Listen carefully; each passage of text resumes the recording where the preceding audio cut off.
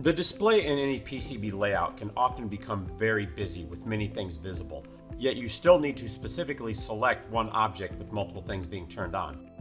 OrCAD X layout makes that easy. For example, shown here you have a trace and a pin on top of each other. You can use the Tab key to quickly cycle through the different objects that are selectable when they're visibly on top of each other. For example here, if you select the net, the Properties panel will show the nets. If you tab again and select, you then get the symbol. If you tab again, you then get the pin. If you tab over here, you'll get the connect line.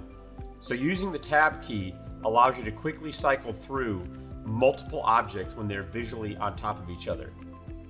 Alternatively, you can use the selection filter up here.